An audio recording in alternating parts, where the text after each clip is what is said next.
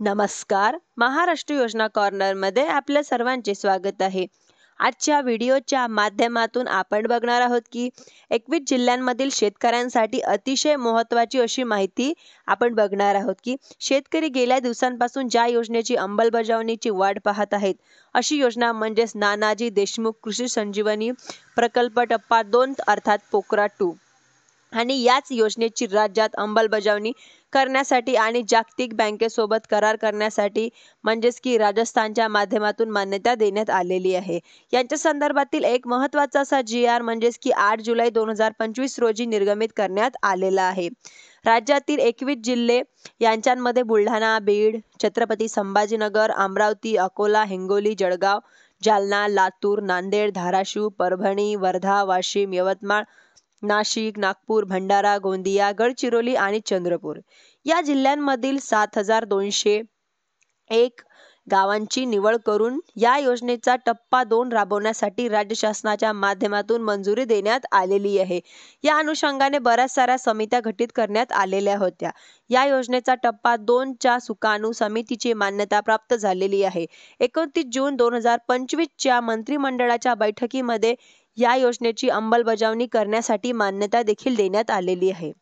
याच अनुषंगाने आता छत्रपती संभाजीनगर, जालना, बीड म्हणजेच की धाराशिव, लातूर, परभणी, हिंगोली, अकोला, अमरावती, बुलढाणा, वाशिम, यवतमाळ, नागपूर, वर्धा, भंडारा, गोंदिया, चंद्रपूर, गडचिरोली, जळगाव आणि नाशिक या 21 जिल्ह्यांची निवड करण्यात आलेली आहे. 7,201 गावांमध्ये टप्पा 2 ची मंजुरी देण्यात आलेली आहे. म्हणजेच की अंमलबजावणी 2025-26 पासून 6 वर्षांमध्ये करण्याची मान्यता देण्यात आलेली आहे. या प्रकल्पासाठी सुमारे 6,000 कोटी रुपयाची गुंतवणूक करण्याची मंजुरी देण्यात आलेली आहे. 70% निधी अर्थात 4,200 कोटी रुपये जागतिक बँकेकडून अल्प दराच्या व्याजाच्या स्वरूपामध्ये कर्ज स्वरूपामध्ये तर 30% निधी म्हणजे 1,800 कोटी रुपये राज्य शासनाच्या माध्यमातून गुंतवणूक करण्यासाठी मान्यता दिलेली आहे. या प्रकल्पामध्ये म्हणजेच की लागणारे 70% राज्य शासनाची, 30% रक्कम अशी एकूण 100% रक्कम कृषी विभागाच्या नियमित वार्षिक नियम उपलब्ध करून द्यायचा आहे. प्रकल्प करारानुसार जी रक्कम आहे ती भरपूर सारी आहे. म्हणजेच की आता डॉलरच्या किमतीनुसार जे काही बदल होतील त्या प्रमाणानुसार राज्य शासनाचा हा निधी प्रकल्पात उपलब्ध करून द्यायचा आहे.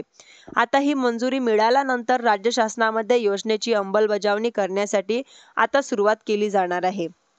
अर्थातच या योजनेच्या अंतर्गत अर्ज करणं म्हणजेच की लाभार्थ्याला लाभ देणं असेल किंवा या प्रक्रिया आता माध्यमातून पूर्ण करून घेतल्या जातील.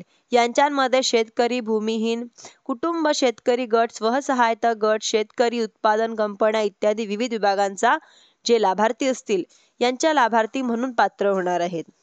यामध्ये 5 हेक्टर पर्यंत जमीन धारणा असेल, वैयक्तिक शेतकरी लाभार्थ्यांच्या घटकांचा लाभ घेण्यासाठी पात्र असतील. यांच्यामध्ये हवामान अनुकूल बियाणे उत्पादन या घटका जमीन धारणेची मर्यादा 8 लागू राहणार नाही. आर्थिक म्हणजेच की 5 हेक्टर जमीन धारणा असल्यापर्यंत जे शेतकरी असतील अशाच शेतकऱ्यांना योजनेच्या अंतर्गत आता लाभ दिला जाणार आहे.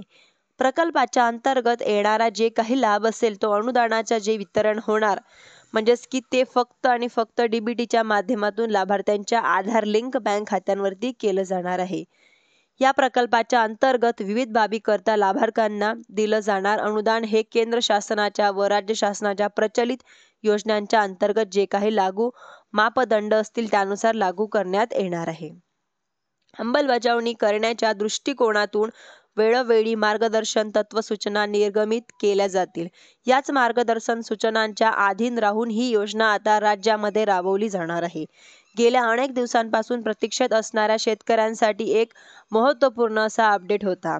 आता लवकरच यांचा अर्ज सुरू केला जाणार आहे. शेतकऱ्यांकडे फार्मर ID कार्ड असणे बंधनकारक आहे. आपल्याकडे फार्मर ID कार्ड शेतकऱ्यांना आता पुढे या योजनेच्या अंतर्गत लाभ देण्यात येणार आहे. पूर्वी योजनेच्या अंमलबजावणी केली जात असताना शेतकऱ्यांचे नवीन नोंदणीकरण असेल, लाभार्थ्यांचे लॉगिन असेल अशा वेगवेगळ्या बाबी पार पाडल्या जात होत्या. यांच्यावरती पोर्टल काही बदल केल्या जाणार आहे व तुम्ही जर फार्मर ID कार्ड काढलेले नसेल तर लवकरात लवकर काढून घ्या, कारण की शेतीविषयी कुठल्याही योजनांसाठी तुम्हाला फार्मर ID कार्ड हे बंधनकारक असणार आहे. धन्यवाद.